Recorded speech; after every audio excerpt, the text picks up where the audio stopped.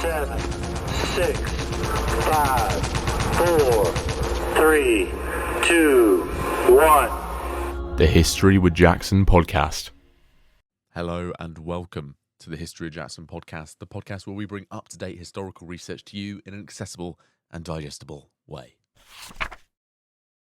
So, hello and welcome back to the History of Jackson podcast as we today welcome author and historian JJ Valdés to discuss his book, Besieged Beachhead, the Cold War Battle for Cuba at the Bay of Pigs.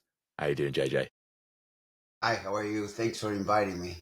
No worries at all. I'm really excited to get stuck into your book because I think it's an area of history we don't often look at so much when we're looking at the military. You tend to focus too much on World War II. Yes, exactly. A lot of people overlook the fact that the Cold War was worldwide. It wasn't just restricted to Europe. I would argue that one of the most climatic parts of the Cold War happened in Cuba during the missile crisis of 1962. So, taking that all into account and the global nature of the Cold War, what inspired you to write this story about the Bay of Pigs? Well, it was definitely a passion project. The subject of the invasion has captivated my attention for decades, the last 50 years. If the operation had succeeded, if the invasion had succeeded, there's a high probability I would have never left Cuba. So it was very much a watershed event in my life. There's also a family connection to the invasion.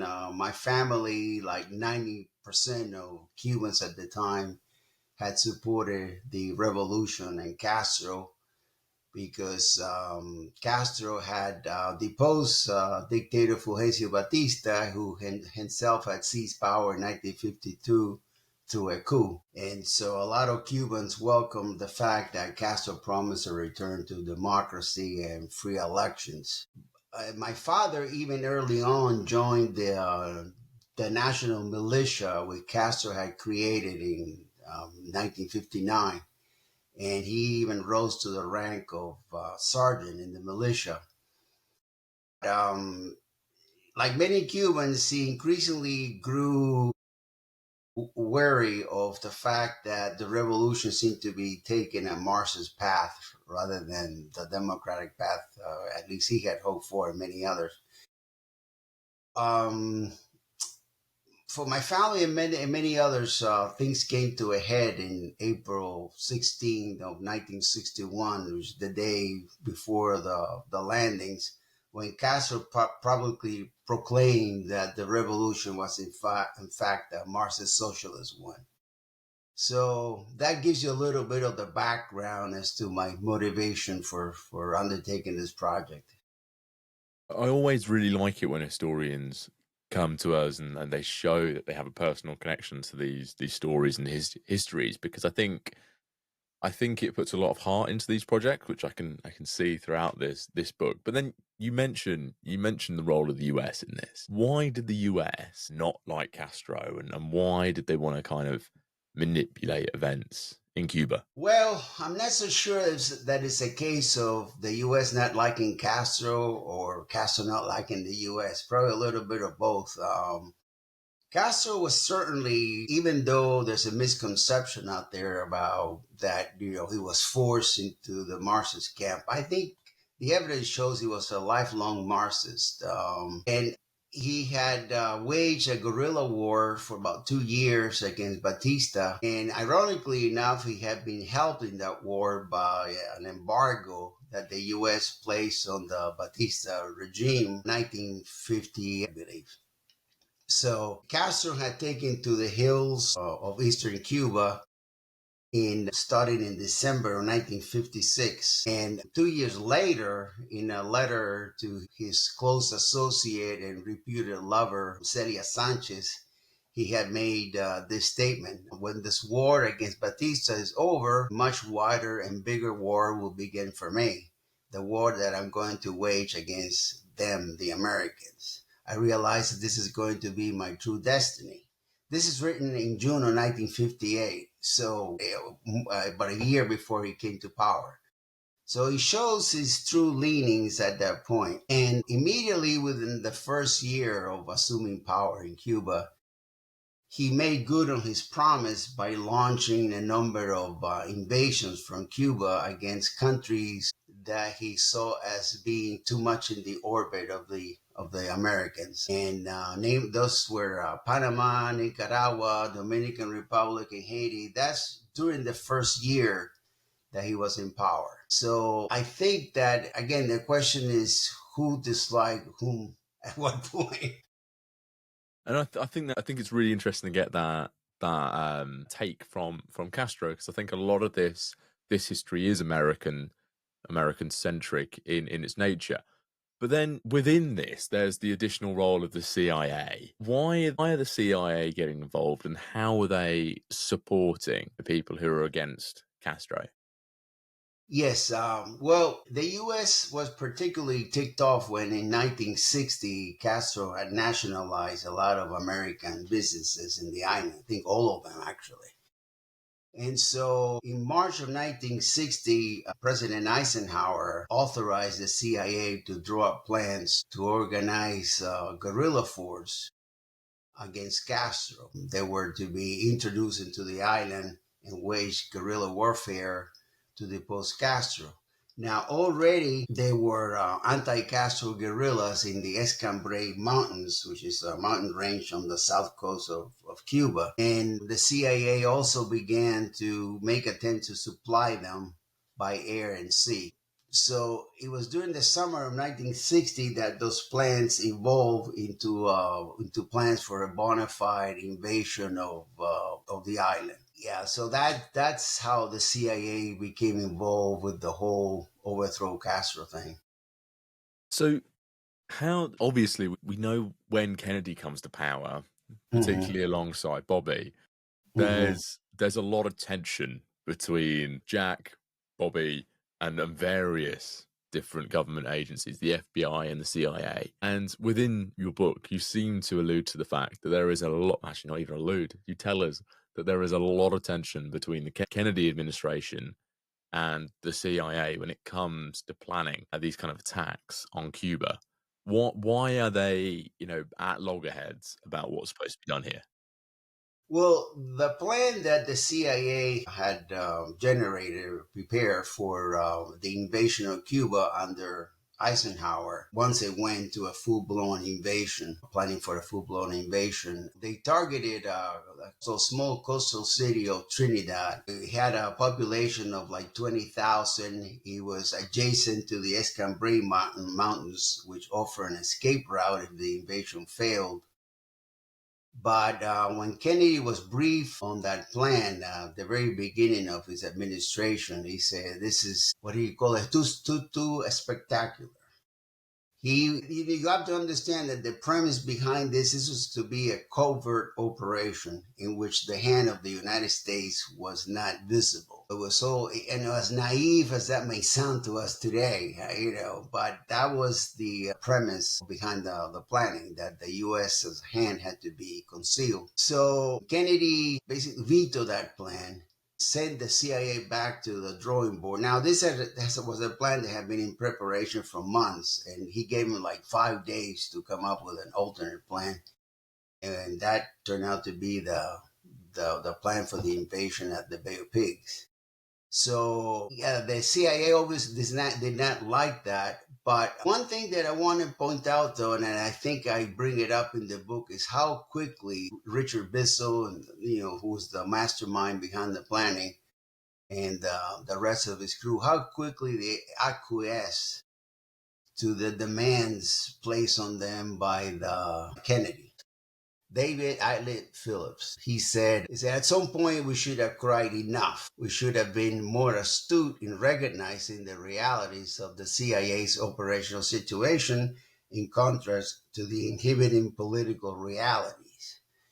And that is a theme that went on throughout this tug of war between Kennedy and the CIA about this being too noisy, that being too spectacular. the CIA readily acquiesced to those demands, more so than they should have. So yeah, there was some. I get the CIA obviously resented that, but yet on the face of it, they were fine with it because they just went along with everything Kennedy demanded, to the detriment of the likelihood of success for the invasion. I think that's it's a common theme through a lot of Kennedy's administration. Asking for quick action and perhaps not being the most effective route forward. But then, taking those 5 days to come up with a new plan, how long does it take for them to prepare their own forces? But then is Castro aware of what might be happening? And is he preparing for that? Yes, Castro knew as early as March of 1960 that an invasion was in the offing. He had been alerted by sympathizers in Guatemala, where the Cubans were training, that an invasion was in the offing. And so that was actually officially denounced in the United Nations by Raul Roa, who was the Cuban representative in the United Nations in October of that year, when he publicly said, hey, under American sponsorship, there's camps in Guatemala where they're training Cuban exiles to invade Cuba. So only the time and the place of the invasion were unsuspected in Cuba, were unknown in Cuba. But they definitely knew that an invasion was coming. So during that time, Cuba was already receiving aid from the Soviet Union as far as armaments and military advice. And there was the primary one among those advisors was a Spaniard by the name of Francisco Ciutat. Now, he had been a military officer in Spain during the Spanish Civil War, and after the Republican side lost, he had fled to the Soviet Union and risen to the rank of general in the Soviet Union. So Ciutat was instrumental not only in organizing and training the Cuban army, both the army and the militia, but also in drawing up defensive plans with Castro for likely places for landings to occur. That included Trinidad, and at one point, Castro was visiting the Bay of Pigs, like the very month of the invasion, and said, "Hey, this would be a good place for an invasion." So he had a militia unit deployed nearby, as well as order the training of the local residents to form a local militia force. So those are the kinds of preparations that were going on in Cuba. When a lot of people say, "Oh, Trinidad was a much better location for an invasion to have happened," well, the Cubans weren't just sitting by waiting to see what happened. They were trying to be proactive, and that was, in fact, Trinidad was one of the sites where they had set up extensive defensives and committed a lot of troops to the defense of the area, because it appeared as a good target for the CIA, but it also, for the same reasons that it also was a likely place that the Cubans foresaw an invasion occurring at. So taking that knowledge and that, Castro kind of foreseeing some kind of force landing in the Bay of Pigs, how does the actual invasion begin? Well, the battle began in the early hours of April the 17th, and there was supposed to be no immediate resistance because the Bay of Pigs is a very desolate area. I think at the time there were like a total of like 5,000 people spread over. It's a swampy region of Cuba, and there were about 5,000, I think, total residents over the whole vast area. So one of the things the CIA didn't expect was there would be any immediate resistance. But because of the things I mentioned previously, they actually met some resistance at both at Blue Beach, which is the main landing beach that was the code name for it. It was actually Playa Quidon, which is one of the main towns in the area. And also like 60 miles away at Playa Larga, which was the other place that they were supposed to land at. Yeah, there was immediate opposition. And more importantly than that immediate opposition was the fact that word got out through microwave transmitters that the CIA didn't even know about. The word got out that, hey, there's an invasion happening. And so that even had bigger repercussions than the initial opposition they met upon landing. Seems to be there's a lot of confusion at the beginning of this invasion. Why is there so much confusion? Well, a lot of the premises that the landings were based on were flawed. And so there was problems in both the planning, the fundamentals behind the planning, as well as in execution. For example, at Blue Beach, Playa Girón, the landing craft encountered a barrier reef 100 meters offshore that it was unsuspected. So the landing craft got that close to shore and couldn't get any closer. So they ended up dropping the ramps there for the infantry to go to shore. So they had to wade through like 100 meters of knee-high water to make it to the beach. And that in the course of that, a lot of the radio equipments were damaged by the salt water and refused, did not work after that. So there was also at the other landing beach, Playa Larga, they were using small boats with outboard motors. And they found out that those outboard motors started to die out, conk out one after the other, because it turns out that they had put the wrong oil to petrol mixture. The landing there was delayed by hours while they sent out frogmen with on the pontoon boats to try to tow them back to shore. So again, going back to your question, there were problems both with the planning, the inherent assumptions in the planning, and as well as execution issues. Yeah, certainly when I was reading through the book, it just felt like there was one thing after another, after another, after Yeah. another, and it just didn't seem like it was going the way of the exiles who were coming back.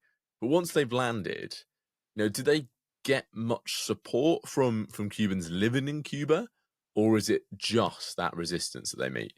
Well, like I said, the population of the area was very sparse to begin with, but the expectation was that they would have, when the army and the militia finally showed up, that you would have mass defections of military people disaffected with Castro, switching sides.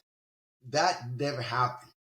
That was another, I think, one of the basic flawed premises behind the invasion, because otherwise it wouldn't make sense to send 1,400 guys to try to defeat, take over a country and defeat an army orders of magnitude greater than in size, if that wasn't a realistic expectation. And it turned out it wasn't a realistic expectation. How did they get that so wrong then? Because with hindsight, you can see, oh, that's such a failing to kind of rely upon that. But what kind of belief and intel did they have to believe that there'd be mass defections? Well, the inspector general of the CIA, after the invasion ended, did a study, and he found that just about every part of the planning done by the CIA was flawed. They had bad intelligence. It had been badly analyzed. They hadn't consulted the Cuban leaders as much as they should have. As a matter of fact, they were completely excluded from any type of military planning, because it was assumed that if they told the Cubans, the word would get out. that how they could get it so wrong is something that I've never really been able to understand myself. And I think a lot of times, a lot of overconfidence is placed on agencies like the CIA, the National Intelligence Agency, like, they're masters at what they do. And a lot of times it turns out that's not the case. They can foul up as well as anybody else. Yeah, I mean, it just seems I completely supported those kind of ideas from the next CIA general afterwards when he was just saying it was so bad. Because reading through it, you just I can't believe there's one mistake after another. Yeah. But then, one thing that seems particularly important is air support during this invasion. How does that go? And is it being particularly effective, or is it just kind of happening? Well, for one thing, the CIA, that's another intelligence fact that they got wrong. Another piece of intelligence that they got wrong, I should say. If you read the actual intelligence that was part of the Operation Pluto plan, which is the operational plan for the invasion, they did review their estimation of how capable the Castro's forces were. And they were particularly harsh about their perception of the Cuban Air Force. They said, their planes are in shambles, and they're not serviceable, and they might be able to take off and do some strafing runs, but that's about all they will be able to do. They're in a state of disrepair. And to a large extent, that was true. But what they didn't count on is that the Cuban airplane mechanics, the aviation mechanics, were very innovative in finding ways of getting these things up in the air.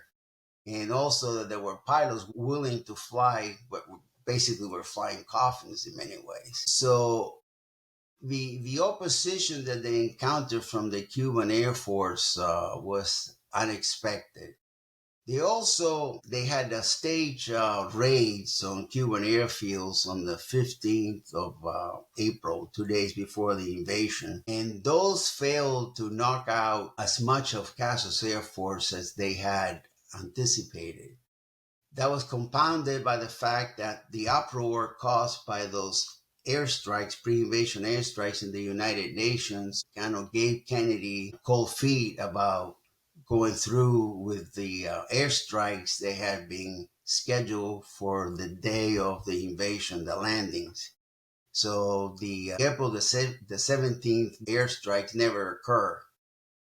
So he was a compounding of all those things that Castro's Air Force was by no means sizable.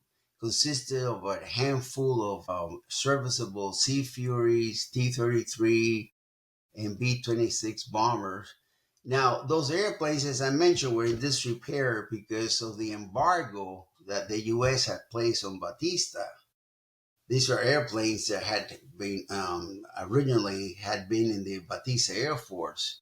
And because of the embargo on arms and parts, they were, as I said, in a state of disrepair.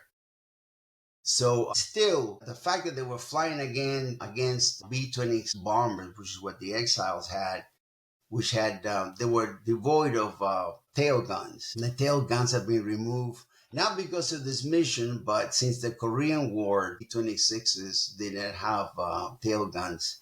They were primarily used as reconnaissance and light attack aircraft. So, but even a dilapidated T-33 fighter against a B-26, you know who has the upper hand in that dogfight. So it turns out that out of the 26 missions that were flown, about 5 of those airplanes involving those missions were shot down by Castro's airplanes, and another one was shot down by anti-aircraft fire. And then also the Castro's Air Force was effective against the fleet, the invasion fleet, which consisted of all cargo ships. But during the very first day of the invasion, one of those cargo ships, the main one, the Rio Escondido, was sunk, and another one, the Houston, was forced to run aground, rather than, it's either that or they would have sunk. So, and then after that, the rest of the ships, I think it was four other ships, went out to sea and never came back. So on the whole, only 25% of the supplies intended to go ashore with the invasion force actually made it there. Yeah, Castro's Air Force, as small and dilapidated as it was, a lot more effective than the CIA thought it could ever be. I think again it just shows, how important good planning and logistics is Yes. for any kind of conflict, regardless if you underestimate your opponent or not. But then with this going off in the sky, with this going off in the sea, what's happening with the rest of this invasion as they're moving further off the beach and nightfall comes? Yeah, they never really made it. There's a misperception that the invasion was intended to like move on out to Miami, to Havana. The idea was that they would consolidate this beachhead, which extended some like 20 miles inland, and defend that beachhead with the aid of the people that would defect, the military, Castro military that would defect, that would defend this beachhead, and eventually a provisional government would be flown in that would rival Castro's authority. And that rival government could then be recognized by the United States and other Latin American countries. And that was the expectation. But the fighting itself, it didn't make much difference to the fighting itself, whether it was day or night. I mean, one of the major battles there, what the Cuban exiles called the Rotunda, which actually they refer to as a traffic circle. It's not a traffic circle at all, but that happened after midnight and it extended to sunrise. So, like this one of the Cuban exiles says, you couldn't see shit. You would fire when something would blow up, you would fire at it, but you actually couldn't see anything because obviously the planning for the invasion was for it to occur during a period when the moon wouldn't be out. There would be no moonlight. So it was, but still, day and night they fought on. Reading about that fighting, it did seem particularly intense. But I think probably one of the most intense moments for Kennedy is actually hearing from Khrushchev. What's Khrushchev's take on this, because he is now the elder communist statesman on the scene. Well, in his memoirs, Khrushchev said that he had heard about the invasion on the radio the day, the first day that it happened. And immediately he had the thought, whether the Americans deny it or not, I know that they're behind this, word to that effect. And the official response to the invasion from the Soviet Union arrived in Washington at 6 a.m. in the morning of the second day, April the 18th. And Khrushchev basically threatened, hey, we're going to give the Cubans all the aid that they need. And we know that the U.S. is behind this. And we're hoping to avoid, words to that effect, we're hoping to avoid nuclear war. But if the United States leaves us no choice, we're going to go there. And so it was a very ominous letter that he sent to Kennedy protesting what was happening. And how did Kennedy kind of react to that? Yeah, Kennedy responded to that very same evening. He had met with his advisors to come up with a response. And no, his response was also very stern, saying, we're not, but he denied any American involvement. I said that there would be no American involvement, and this is an internal Cuban uprising. But however, another state, I'm paraphrasing, if another state were to step in and get involved, we will definitely take action against them. So it was a mutual threat between the two of them. Yeah, I mean, those two did like, throwing jabs quite publicly, Yeah, but yeah. absolutely. Yeah, yeah. So how did this? War, right? Yeah, exactly. Yeah, who doesn't love it? Yeah. So yeah, how does this invasion kind of dissipate and end? Because obviously we know it to be a failure. So how does it kind of draw to a close? Well, whether you agree with them or not, I think that the Cuban exiles have fought are deserving of admiration because they certainly fought what was to a lot of people that would say this is a lost cause. Why are you continuing to fight? But they continue to do so. And even though, like I said, they hadn't gotten the ammunition and supplies that should have been delivered to them, they continued to fight on for 3 days, basically. The fight did not end until around 5, 6 p.m. of April the 19th, the third day. And they were just overwhelmed because Castro's reinforcements kept coming to the front. And he had the luxury of taking troops that had fought off the field and bringing in fresh troops. The 1,400 exiles did not have that option. So it's like the same guys kept fighting over and over again. And the fact that they were able to hang on for basically 3 days, I think is admirable.